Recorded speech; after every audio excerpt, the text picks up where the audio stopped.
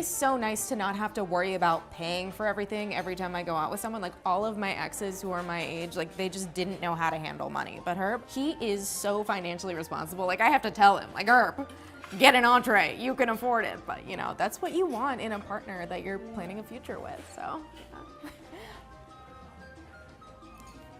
So the tomato soup? So how old can you really be in 2023 and date the Olympian level beauty, the 9s and 10s of Eastern Europe? Cześć from Warsaw, Poland, which is in Central Europe. For anyone gets excited in the comments, we're in the eastern part of Central Europe here in Poland's capital. And my last video did provoke kind of predictable SJW incel angry response. It was a video about whether you face a little bit of hostility if you come to Eastern Europe and you have success with the local ladies. Well, the local lads get a little bit upset and butthurt, and seems that some of them, judging by the videos that they produced, are indeed a little bit upset. And one of the things that they focused on was these old men from the UK and Ireland who come to Eastern Europe and steal the local lovelies. Where many men past their prime years of college travel to impoverished countries in the hopes of pulling something there due to the absolute lack of riz in their home countries. But is it really true? Can you come as a grandpa here and, you know, date Miss Poland, for example, or Miss Ukraine or Miss Georgia? Let's get into it. Hodź me. Czar Experience. So let's do a little primer on when men and women typically peak in terms of what's called their sexual market value. Basically how attractive they are to the opposite sex. So for men, it tends to be somewhere between 35 and 45, while for women, it tends to be between 20 and 25. Does that mean that everybody fits in these narrow categories? Of course not. But it's backed up by a lot of data, especially from dating apps, right? And dating apps, basically in the US, not even here in Eastern Europe, in the US, they found that most men, no matter how old they were most likely to swipe on a woman who's 22. And can you guess how old the kind of peak man was? He was actually a little bit over 45, somewhere between 45 and 50. I think it was late 40s. So there you go. That's in the US, right? Where obviously we have a lot more egalitarian society between men and women than you would find typically here in Eastern Europe. So what a lot of these male feminists, incels, unfortunately they don't really have any experience with women, is they don't understand that men do not peak when they're at university or whatever, when they're younger. They actually peak between 35 and 40. That's just because women prioritize the different things to what men prioritize. We tend to prioritize youth and fertility, beauty, whilst women tend to prioritize other criteria, not just youth, fertility, but also status and resources, especially for a long-term relationship, a lot more, proportionally. Doesn't mean that everybody thinks like this. And obviously you have people who are even more obsessed with resources, i.e. gold diggers, than others. And maybe some guys don't want a big age gap. They'd rather a woman who's 35, that's fine. You have the whole MILF fetish, for example, right? But in general, that's the way it trends. Now, some personal anecdotes from Eastern Europe. How does it work here? Well, first of all, I did a vodcast a couple of years ago where I outlined the main criteria that women use and how it differs a little bit from the West. And I'll link that video up above in a card and down below in the description. Now, my personal experience is, like, I've been in a long-term relationship for the last few years with more or less a 20-year age gap. Angela's in lots of my videos. Watch my channel before you know who she is. Is that normal here in Eastern Europe? I think it's probably less visible than it was when I first came to Eastern Europe. That would have been back in the late noughties, so I think it was 2009 was the first time I was actually in Ukraine. I've been in Russia in 2008 and also in the Baltics. You definitely saw it more then, where you would see a lot of young, beautiful women, early 20s with guys who looked at least like they were in their 40s. That was very, very common. I think you see it a little less now than you used to, but for guys who have high value, then that kind of age gap with a beautiful younger woman is very doable. Let me give you some examples. There are two Western guys that I know who spent a lot of time in the past in Ukraine. Only one of them do I know is actually real age.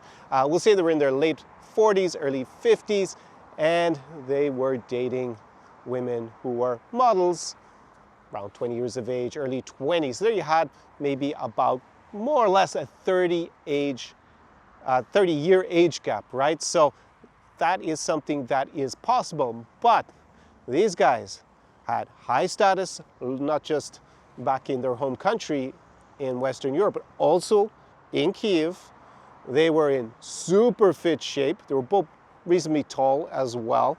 They were both, I would say, reasonably good looking. They were wealthy, I would say pretty wealthy in fact, and they had a lot of confidence. They had good intercommunicative skills. They had charisma. So for guys like this, who spend a lot of time in the region, have high status, look very good, are fit, are wealthy, have charisma, are able to talk to women, are used to having lots of women who are very beautiful, who are the 9s and 10s, the Olympian level of beauty, those guys can do it up to a point. There is going to be a point that even for these guys where, I don't know, maybe the cutoff point is 55, where really the 20-year-old top model might only be interested in them for money. And actually with money, you can basically be as old as you want, because gold diggers don't really care about much else. They will just date an old guy for his money. But that's normally not what we're talking about. For example, I once met two girls who were German, this is like 20 years ago, who had just met Mick Jagger. And I could see that Mick Jagger probably at the time was around, he must have been pushing, he was very late 50s, not 60 at that stage. They were super turned on by the fact that they had met Mick Jagger. And at the time, being 20 years younger, more or less, I couldn't understand this, because I was like, Mick Jagger, isn't he old enough to be their grandpa?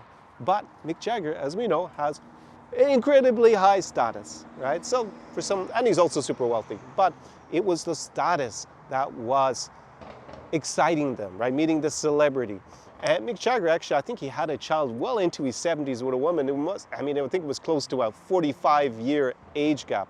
So that is possible in very extreme cases, but in general, it's going to be probably, even if you look after yourself and you have everything on point, going to be about, 30 years seems to be the cutoff point. And of course, if you show up and you don't have those things, like you're not charismatic, you're poor, you're obese, you have no status, etc., then I mean, basically an age gap is probably not going to happen for you at all. And like I pointed out in the last video, this kind of myth that women in Eastern Europe are desperate and they also have no agency apparently, that they basically need these men to escape poverty. It is 2023 and not 1993.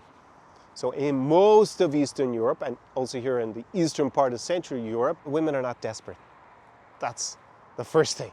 They are not trying to flee here in general. Now, we do have a war in Ukraine. People actually had to flee because it was dangerous, but we have the EU's Temporary Protection Directive, so they can all come to the European Union. A lot of them have gone to other countries, mainly in the West, like the US and Canada and the United Kingdom, where they have protection. They are not desperate. They are not fleeing poverty. Of course, we have what's known as female hypergamy, which is the trend of women to date across and up on socioeconomic hierarchies.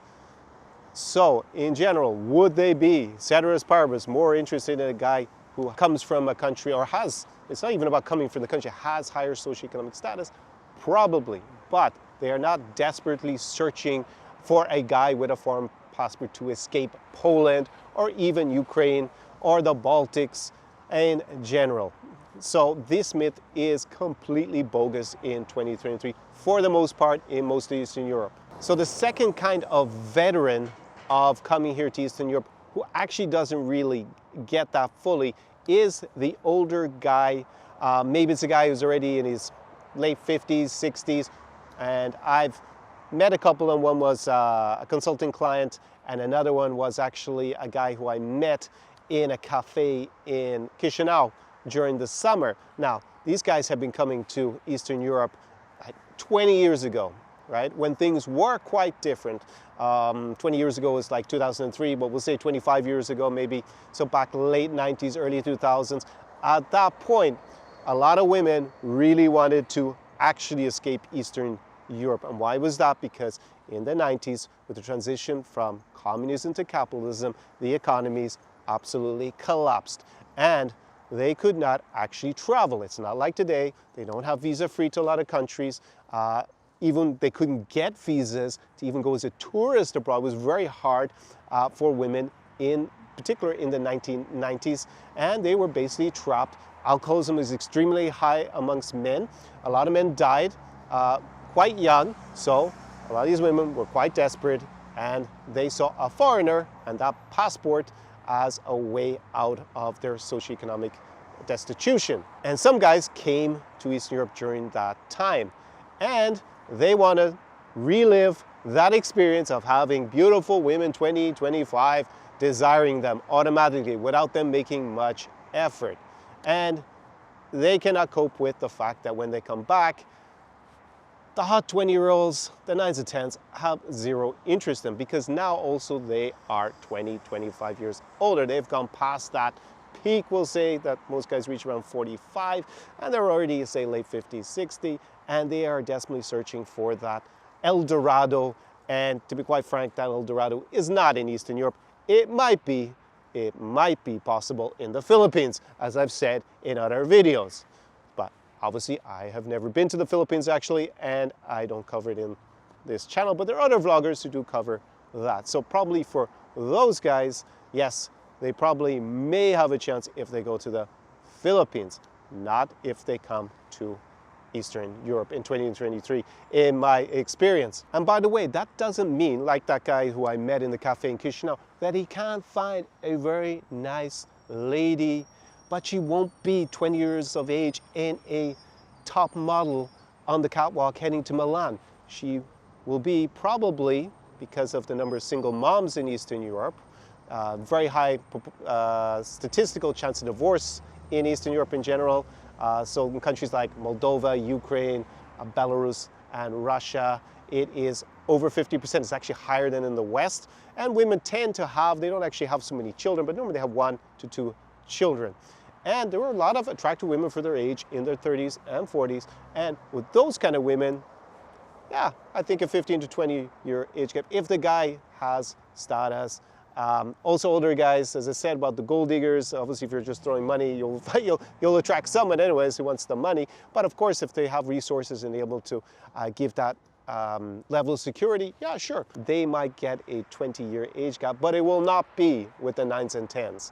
That's the thing that I want to emphasize. So what is the one thing that you can do that will have the biggest impact on being able to date the 9s and 10s of Eastern Europe? And it's something that these incels, for some reason, keep mocking. It's called geomaxing. I didn't invent the term, that's what in the manosphere they call it, but basically it's geo-arbitrage. There happens to be a lot more very beautiful women in Eastern Europe, in my opinion, having traveled to more or less 100 countries, including the countries with the most beautiful women, at least the countries that were renowned for beauty, female beauty. I can say that this region, this broader region, is the best spot on the planet. There are just more of them per capita that you're going to meet in, either here in the east of Central Europe, like in Poland, up in the Baltics, in Ukraine, in Russia, Moldova, Belarus, Kazakhstan, than you're going to find on any other place on the planet. So move, come here, spend some time, and that is probably going to make a huge difference to your possibilities, because it's probably a +2, I always say, out of 10 if you actually come and spend time in the region. I don't know why it triggers these guys so much, but let's just roll a little bit of the latest YouTuber, incel YouTuber decided to make a video mocking geomaxing, even though it turns out that he travels himself. He's basically, I don't know, traveling around. But again, as you'll see, no girls in his Instagram. But of course, a pic with Roman, the Russian YouTuber, NFKRZ. Seems very strange that he keeps attracting these kind of incel fanboys. So, in conclusion to this video, how old can you be and still date the 9s and 10s of Eastern Europe? The super beautiful, the models. I would say that's the cutoff point, unless you're Mick Jagger. I know Leonardo DiCaprio is quite not at that age yet, but he will get there and probably still be able to do it. Leo's Law, if you know what that is, it is the fact that Leonardo DiCaprio in general, I don't think he's ever dated a woman over 25. Basically, when they get to 24, 25, he suddenly has a new girlfriend who's a bit younger again, but he can do that. I would say, well, if you were him, I would say until basically, like Mick Jagger, until you're 70, maybe. But for us who don't have that superstar, internationally recognized status, I would say somewhere around that 55, 54 point is the maximum. And that is, of course, only if you are hitting everything else on point. If you're not, it's probably somewhere around 45 where guys reach their peak, more or less. So yes, that is the cutoff point. And actually, if you're really young, like you're 25, you haven't hit your peak, I would say that the sweet spot is somewhere kind of like about 38 to probably around 44, 45. I think that is the peak time to come here to Eastern Europe. And what are you doing next weekend? Do you want to meet models, right? That Olympian level of beauty that I've been talking about that keeps triggering these male feminists across the globe, the 9s and 10s, they hate that scale. I know it's a little bit provocative, but basically we understand what that means, guys, when we're talking about beauty, just way above average. I have another video, I'll link it up in the card down below, where I show what actually 9 and 10 is statistically in Eastern Europe. Go watch that. But I have been living the Zara experience, coming here and partying and meeting and dating the super beautiful of Eastern Europe with my clients, actually with my clients for about 4 years, and many of them do date models. And you know, I'm just thinking of their ages. They were like late 30s, early 40s, all of them. And now that we have the Russo-Ukrainian war, it is still going on. I had to leave Ukraine temporarily as a result of it myself. I'm not taking clients currently to Ukraine, Russia, or Belarus, but I have been with my clients in this country, Poland, the capital of Warsaw, living it up, where you have three kind of communities in this city at the moment. You have obviously the native Polish, pretty Poles. You have the Bella, the beautiful Belarusians, so many Belarusians here. Tragically, they've been fleeing political oppression in Belarus. And of course, Ukrainians who have fled the war. There are three big communities in this city, have been living it up, partying with clients here. Also have been in ridiculously hot Riga, in Latvia. Had a surprisingly super cool time up there. I was a little bit skeptical because back in the day, it attracted a lot of British, actually what these guys are complaining, the British kind of stag party sex tours brigade actually used to go there, but I think they've been kind of priced out of the market, and it's actually been refreshing to go back to Riga. Super friendly atmosphere there as well.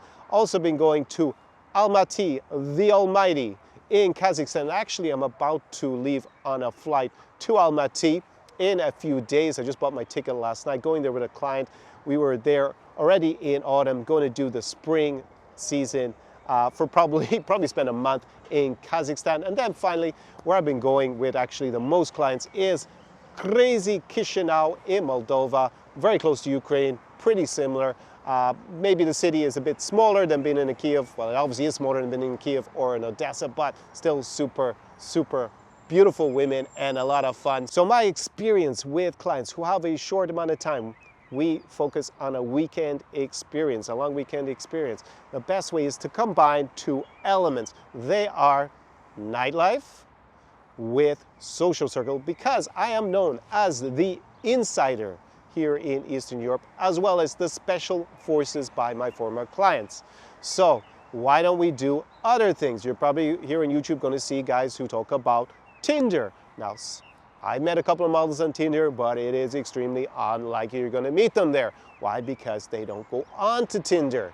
So what else do you see? You see I don't think you see them so much anymore, the kind of low-level street harassers, public nuisance day gamers who walk around like autists, stopping like hundreds of girls every day. That kind of rubbish we will not be doing because it's very ineffective and you're a public nuisance. You can watch my video why I think day gamers are losers. Linked up above, down below in the description. Also, you're going to see the whole, like used to have it, I think it's basically moribund at the moment, which is the Ukrainian bride business, right? So these paid days matchmaking, again, 9s and 10s, super beautiful girls are not going to be there. So that's why it's not relevant. Even though we have a lot of online dating nowadays and the ratio in the clubs in Eastern Europe is not like it used to be 15 years ago where it would be like two, maybe even 3 girls for every guy. It's mainly a lot more balanced than it used to be because a lot of girls, they just don't go out as much before. They can meet guys on the dating apps. It is still, in my experience, in a short amount of time, in a fun atmosphere with the right crew, the best way to meet the super beautiful girls. Obviously, overall, as I said in other videos that I'll link, I'll actually link them on a playlist. That was in my playlist, How to Date the 9s and 10s. I'll link it up above, down below. Social circle is the best way to meet beautiful women. But obviously for social circle, you can plug into my social circle, obviously on the weekend, but it takes a lot more time to do that. So the combination of both on the weekend is, in my experience, the best way to do things. And yeah, let's go meet models. But first, before you fill out the application form, that is down below, because the Zara Experience is by application only. Obviously, I don't want some incel male feminist showing up and ruining the vibe on a weekend. I screen everybody before they come. Also go and check out my other playlist, I'll link up above, which is the cities where I've been living the Zara Experience with my clients over the last, there's a few older videos from before, like in Kharkiv and also in Minsk, but mainly they are videos from the cities that we've been living the Zara Experience in the last year. Go check those out so you get a better idea of what the Zara Experience involves. And down below is an application form. Go fill it out. As Wayne Gretzky said, you miss all the shots you never take. And it could be me and you living the Zara Experience together very soon in a city in Eastern Europe or here in Central Europe. I have to say it all the time in case Polish people get angry. So from this beautiful park, and it's a little bit cold still. We're at the very end of April when I'm filming this. I will bid you a farewell. Do widzenia from Warsaw, Poland. Ciao, ciao. Zara Experience.